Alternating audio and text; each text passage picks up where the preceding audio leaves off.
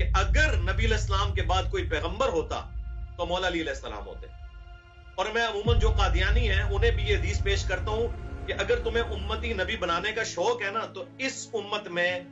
جو شخص پہلے نمبر پہ حقدار ہے نا کہ وہ امتی نبی بنے وہ مولا علی علیہ السلام ہے. اس حدیث سے پتا چلا نا نبی علیہ السلام نے ان کی دلجوئی کے لیے فرمایا کہ کیا تم اس بات پہ راضی نہیں ہو کہ تمہاری میرے ساتھ وہی نسبت ہے جو ہارون کی موسیٰ کے ساتھ مگر میرے بعد کوئی نبی نہیں. یعنی جس طرح موسیٰ علیہ السلام طور پر گئے تھے تو ہارون علیہ السلام کو اپنے نائب کے طور پر چھوڑ کے گئے تھے, میں تمہیں چھوڑ کے جا رہا ہوں. یہ آپ کی دلجوئی فرق ہے. اب اس کے اوپر اگر آپ غور کریں, ہارون علیہ السلام وہ پیغمبر ہیں جنہیں موسیٰ علیہ السلام نے دعا کر کے قرآن میں آیا مانگا تھا اپنے ساتھ سپورٹر کے طور پر. دوسرا جو امپورٹنٹ بات ہے کہ جب وہ کوہ طور پر گئے تو ان کو اپنے نائب کی حیثیت سے چھوڑ کر گئے. جی. تیسری بات وہ پیغمبر تھے لیکن چونکہ ختم نبوت ہو چکی ہے یہ والا ٹائٹل مولا علی کو نہیں ملا, لہذا امپلائیڈ ہے کہ اگر نبی علیہ السلام کے بعد کوئی پیغمبر ہوتا تو مولا علی علیہ السلام ہوتے. اور میں عموماً جو قادیانی ہیں انہیں بھی یہ حدیث پیش کرتا ہوں کہ اگر تمہیں امتی نبی بنانے کا شوق ہے نا تو اس امت میں جو شخص پہلے نمبر پہ حقدار ہے نا کہ وہ امتی نبی بنے وہ مولا علی علیہ السلام ہے. اس حدیث سے پتا چلا نا کیونکہ جس کو قرآن میں نسبت دی گئی ہارون کو موسیٰ کے ساتھ اور بخاری و مسلم میں نسبت آئی تو پھر نبی علیہ السلام کے ساتھ اگر کوئی اسسٹنٹ پیغمبر ہوتا نا تو حضرت مولا علی ہوتے, لیکن نبی علیہ السلام نے ساتھ ہی فرما دیا مگر میرے بعد کوئی نبی نہیں. تو سر اگر مولا علی نبی نہیں ہے نا امتی تو غلام قادیانی دجال تو شاہی کوئی نہیں. عاصمیت نے بھی کافی حد تک اہل سنت کی صفوں میں دراڑ ڈال دی ہے. اس وجہ سے اب یہ چیزیں کنٹروورشل ہوتی جا رہی ہیں.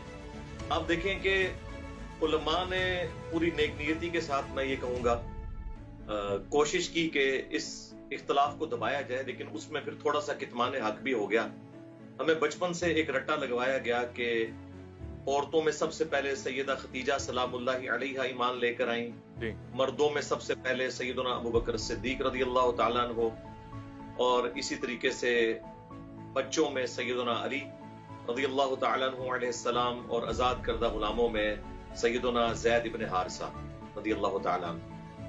لیکن ان کی آپس میں بھی تو کوئی زمانی ترتیب ہے, اسے کبھی بھی انڈر ڈسکشن نہیں لایا گیا کیونکہ سنی شیعہ کنفلکٹ کی وجہ سے کافی زیادہ تعصب آ گیا. اس چیز کو ڈسکس کرنا ہی چھوڑ دیا گیا, الٹا جو اس کو ڈیپ ڈیگ کرتا اس کے اوپر فتوے لگانے شروع کر دیے. تو جامعہ ترمذی میں بالکل واضح حدیث ہے, زید ابن ارقم جو سابقون الاولون میں سے ہیں وہ کہتے ہیں, اور یہ حدیث غدیر خم کے راوی بھی ہیں, کہ پہلا شخص جو نبی صلی اللہ علیہ وآلہ وسلم پر ایمان لے کر آیا, اسلام لے کر آیا, وہ سیدنا علی ابن ابی طالب ہے. ظاہر ہے کہ دو اگر مین سپیشیز کے طور پر ڈرا کی جائے جینڈر کے پوائنٹ آف ویو سے تو عورتوں میں سیدہ خدیجہ ہیں اور مردوں کی سپیشیز میں سیدنا علی ابن ابی طالب ہے. باقی سیدنا ابوبکر بھی اسی کیٹیگری میں آتے ہیں, سیدنا زید ابن حارثہ بھی آتے ہیں, لیکن ان کی آپس میں بھی زمانی ترتیب ہے. اب ایشو یہ ہوا کہ جامعہ ترمذی میں جب یہ حدیث آئی نا کہ پہلا شخص جو اسلام لے کر آیا وہ علی بن ابی طالب ہے, تو وہ راوی حدیث جب یہ حدیث بیان کرتا ہے نا تو ابراہیم نخعی اس کا انکار کرتے ہیں اور وہ کہتے ہیں نہیں, پہلا شخص جو اسلام لے کے آیا وہ حضرت ابوبکر ہے. حالانکہ ابراہیم نخعی جو ہیں وہ 46 ہجری میں پیدا ہوئے ہیں, 50 ہجری میں, اور 96 ہجری کے اندر وہ فوت ہوئے ہیں 46 سال کی عمر میں. انہوں نے تو زمانے خلفائے راشدین کا نہیں پایا. اچھا. اور یہ روایت مکمل نہیں ہے, انہوں نے کسی صحابی کا اور کسی ایسے سینئر تابعی کا ذکر نہیں کیا, یہ ان کا اپنا قول ہے. اور محدثین کے ہاں اس طرح کی جب کوئی چیزیں آتی ہیں وہ انقطاع والی چیزیں ہوتی ہیں. اب یہ حدیث جو ہے پہلا شخص جو اسلام لے کر آیا وہ علی بن ابی طالب ہے, یہ المستدرک للحاکم کے اندر بھی موجود ہے, مجموع الزوائد کے اندر بھی موجود ہے, اور اس کے علاوہ دلائل النبوہ جو امام بیہقی کی کتاب ہے اس کے اندر یہ حدیث موجود ہے. اور امام المغازی محمد بن اسحاق بن یسار رحمہ اللہ تعالی المتوفا 150 ہجری جو شاگرد ہیں انس بن مالک کے, انہوں نے باقاعدہ جب اس کو بیان کیا پھر انہوں نے ترتیب بھی بتائی. اچھا. کہ جی سب سے پہلے سیدہ خدیجہ ایمان لے کر آئیں, ظاہر نبی علیہ السلام کی وہ محبوبہ تھیں, زوجہ تھیں, ان کے سامنے آ کے دعوت رکھی. اس کے بعد انہوں نے کہا کہ سیدنا علی, پھر انہوں نے کہا اس کے بعد حضرت زید ابن حارثہ, اور پھر سیدنا ابوبکر صدیق رضی اللہ تعالیٰ عنہ. یعنی ان چاروں میں اگر آپ ڈیپ ڈیگ کریں نا, یعنی مزید اس کی جو ہے وہ ایک ترتیب بیان کی جائے تو اس میں پھر پہلے نمبر پہ سیدہ خدیجہ, پھر حضرت علی, لیکن دو سپیشیز ڈرا کریں تو عورتوں میں سیدہ خدیجہ اور مردوں کی کیٹیگری میں سیدنا علی، اور پھر اس کے بعد زید بن حارثہ، اور پھر سیدنا ابوبکر صدیق رضی اللہ تعالی عنہ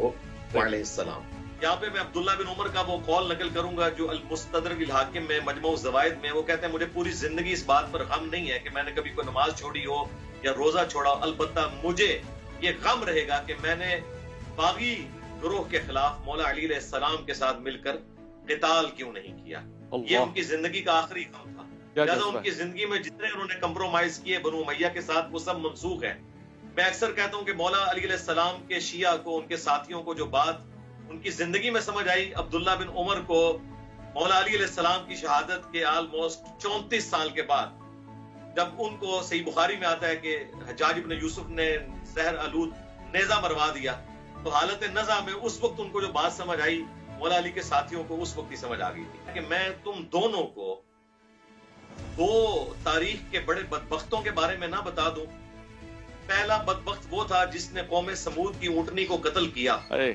اور اس کی سبب پھر قوم سمود کے اوپر، صالح علیہ السلام کے امت کے اوپر عذاب آ گیا جنہوں نے انکار کیا تھا۔ اگلے زمانوں میں وہ سب سے بڑا بدبخت تھا، اور میری امت میں سب سے بڑا بدبخت وہ ہے جو اے علی تیرے سر کے خون سے تیری داڑھی کو رنگ دے گا۔ اللہ۔ اچھا اب دیکھیں، نبی علیہ السلام نے تو اسی پہ اکتفا کیا، لیکن اس میں ایک لطیف نقطہ جو چھپا ہوا تھا، جو میں کہتا ہوں کہ شرح صدر ہے، کہ جس طرح قوم سمود نے اللہ کی اونٹنی کی بے قدری کی اور ان پر عذاب آ گیا، اس امت نے بھی مولا علی علیہ السلام کے ساتھ جو کچھ کیا اور ان کو جن مشکلات سے گزرنا پڑا اپنے دور خلافت میں، ہم پر یہ اس اعتبار سے آزمائش آئی ہے کہ دوبارہ خلافت راشدہ قائم نہیں ہو سکی، کیونکہ